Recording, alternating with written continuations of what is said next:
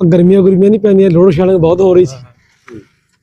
वो कोई बंदे ने कहा भी चलो यार इदां करो भी इत्थे लोड शेडिंग बहुत हुंदी आ, बिजली आउंदी कोई रात दिहाड़ी लुम्मा लम्मा ते जांदा सी, ਉਹਨੇ ਕਿਹਾ ਦਰਖਤਾਂ ਥੱਲੇ ਜਾਂਦੇ ਆ। ਉਹ ਜਦੋਂ ਨਿਕਲਿਆ ਚੋਰੀ ਕਿਸੇ ਪਾਸੇ ਫਿਰਦਾ ਨਾ ਕੋਈ ਛਾਂ ਲੱਭੀ ਨਾ, ਅੱਖੀ ਕਬਰ ਦੇ ਦਰਖਤ ਚੰਗੇ ਸੀ। ਇੱਕ ਕਬਰ ਦੇ ਦਰਖਤ ਤੇ ਜਾ ਕੇ ਨਾ ਕਬਰ ਦੇ ਨਾਲ ਪੈ ਗਿਆ। ਹਜੇ ਸੁੱਤ ਨੀਂਦ ਜਾਈ ਸੀ, ਸੁੱਤਾ ਅਜੇ ਹੈ ਨਾ, ਜਦ ਉਹਨੂੰ ਇੱਕ ਪਿੱਛੋਂ ਬੰਦਾ ਦਵਾ ਮੰਗਣ ਆ ਗਿਆ। ਉਹਨੇ ਆ ਕੇ ਉਹਨੂੰ ਨਾਲ ਕਬਰ ਤੇ ਪਿਆ ਦੂਏ ਪਾਸੇ, ਇਧਰ ਉਹ ਆ ਕੇ ਦਵਾ ਮੰਗਣ ਲੱਗ ਗਿਆ।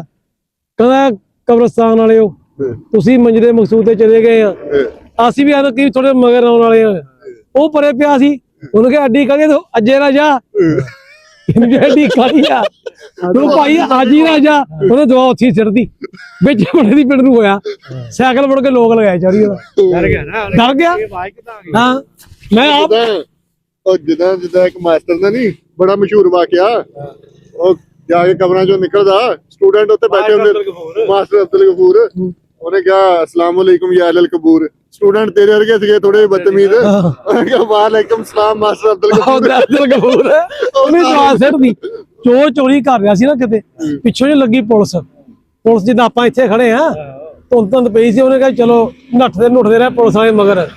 ਅਖੀਰ ਨਾ ਜਦੋਂ ਨਾ ਕਿਸੇ ਪਾਸੇ ਚੋਰ ਤੇ ਲੋਕ ਹੋਇਆ, ਕਬਰਾਂ ਨੂੰ ਮੂੰਹ ਕਰ ਗਿਆ, ਕਬਰਾਂ 'ਚ ਵੜ ਕੇ ਨਾ ਜਾ ਕੇ ਦੁਆ ਮੰਗਣ ਲੱਗ ਗਿਆ। ਉਹ ਪੁਲਿਸ ਵਾਲੇ ਲਾਗੇ ਵਾਲਿਆਂ ਨੂੰ ਕਿਹਾ ਇੱਕ ਬੰਦਾ ਤੈਨੂੰ ਚੋਰ ਜਿਹਾ ਬੜਿਆ ਸੀ ਕਬਰਾਂ 'ਚ ਨੂੰ, ਬਈ ਉਹ ਦੇਖਿਆ ਤੂੰ? ਉਹਨੇ ਕਿਹਾ ਤੈਨੂੰ ਕਿਹਾ ਇੱਧਰ ਨੂੰ, ਇੱਕ ਪਿੱਛੋਂ ਵਿੱਚ ਸੀ ਪੁਲਿਸ ਵਾਲਾ।